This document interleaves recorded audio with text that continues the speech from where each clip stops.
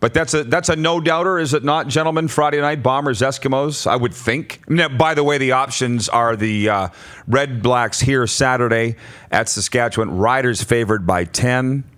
Like, does Ottawa really need to even show up? Do they? Hey, Ottawa beat. Why waste the plane Look fuel? back to week 2. Hamilton at BC and Montreal at Toronto. I think Bombers Eskimos is the most sexy matchup. 100%. I think it is too. And to see Chris Streveler, get the ball for the next 6 games or however long it's going to be, this will be his first test.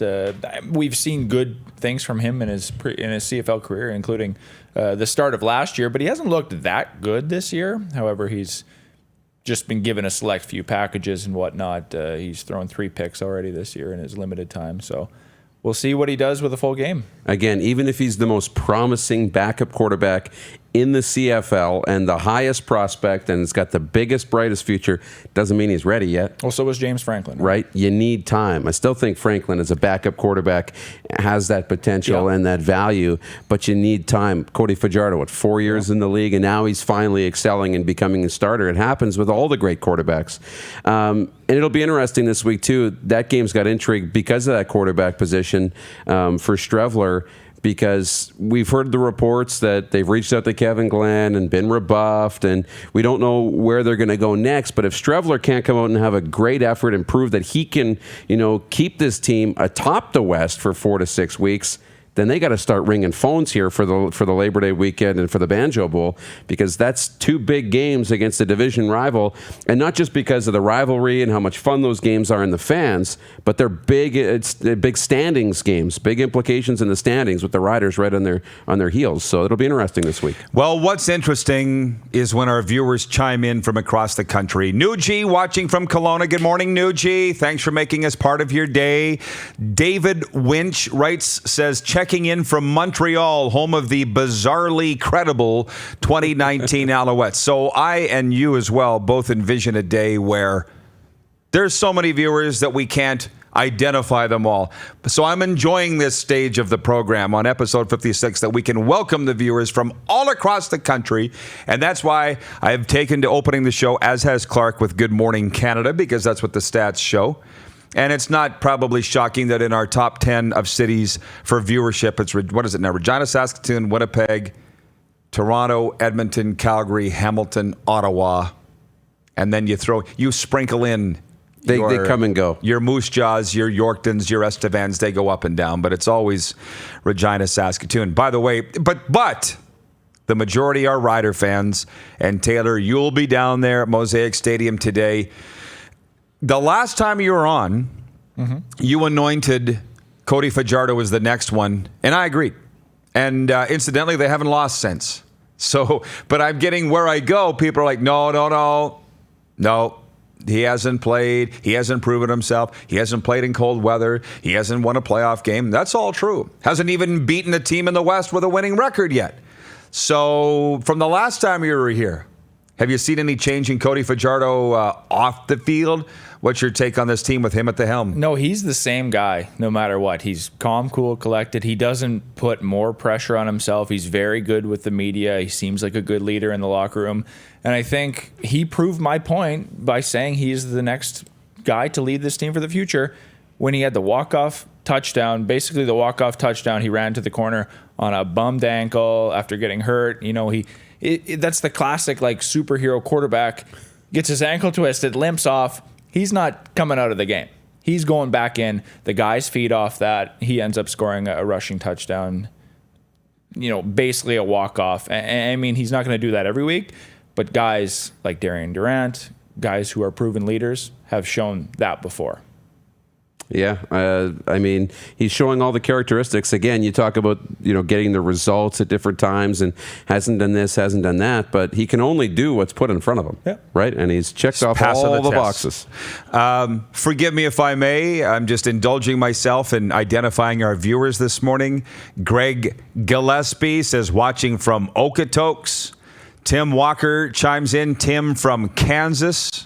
Good morning, Tim from Kansas. Maybe we should get him together with Rick Regan. Hey. The guy that voiced the big voice guy, the Rod Pedersen show. He's in Kansas. Yeah. Maybe you guys should get together and go have a coffee. From Wayne Fries, tuning in from Princeton, British Columbia today. And Bob Bigelow says, Rocanville is so proud of you, Taylor, and they should be. Well, tell us something about Rocanville that nobody knows but you. And the that citizens, nobody knows but me. But the citizens of Rocanville would know it. Well, we're famous for the world's largest oil can. There but you everybody go. knows Everybody's that. got There it is. something. Yes. World Everybody's famous. got something. There's 3 Chinese food restaurants. Come on. 3 for a town of 900. small towns. I don't know, maybe it's 1,000. Small towns are famous for the one Chinese but food there's one. place. But Rocanville has 3. But You're like- just going. You're on a roll. Is it a heated war in that town between the 3 of them, though? Yeah, do they hate each other? I don't know. But Interesting. It has a reality TV show written all over it. That's funny because I was in Delisle last week with Dupes at the Town of Delisle Sportsman's Dinner featuring Theron Fleury, Georges Larocque, and Dennis Hull, which, by the way, we're almost a week later and we're still talking about the stories from that night. Did you hear about that, Dennis Hull? No, what happened? Can I say it? I already said it once. I didn't get in trouble. Say 'em all. He was selling a replica Chicago Blackhawks Hull jersey. His number was 10. His brother Bobby's was 9. They're not selling game-worn jerseys from 1962 anymore. So anyways, the bids weren't going as high as Dennis would like. So he reached, lifted his leg, grabbed the sleeve, and rubbed his nuts with it, and goes, "Here, game-worn."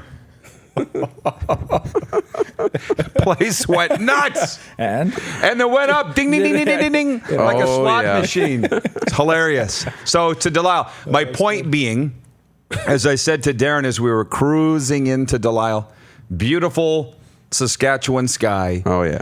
I said, every small town's the same, because they are, and every small town's different. Well, and it's been a while since you were, I've stopped in Delisle or been there for anything, and just the small town thing, right? What did we do as soon as we pulled into town?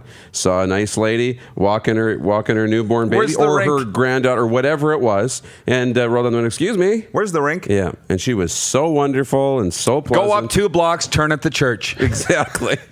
And we did, and we found it. Oh, by the way, on our daily poll for Universal Collision Center and Capital Auto Mall, what should Rod wear in the program? Golf shirts, bunny hugs, or T-shirt and blazer? K-Dog writes in today. He says, unpopular opinion on this show, but blazers and T-shirts look sloppy and unprofessional. Sorry, fellas. You are a farmer from Norquay. What do you know about dress wear? Golf shirt and clean jeans. Yeah, come on. You got your belt dangling halfway down to your knees, which is fine, but we'll handle it. They wanted us to talk about the quarterbacks, I recall. Chris Streveler, which actually we should do after the break.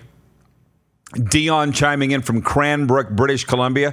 I got a lot of... can you put that poll result up again? I got a lot of family from Cranbrook, and they're really missing the ice already. They haven't even had a full season yet, and they're missing the ice without the club. So... watch your Facebook. The lower third is the guy's call for what this guy's talking about.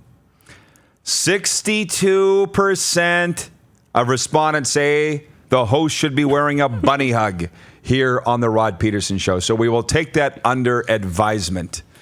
You're watching Rod Pedersen On Demand. For more of The Rod Pedersen Show, visit rodpedersen.com or follow Rod Pedersen on social media.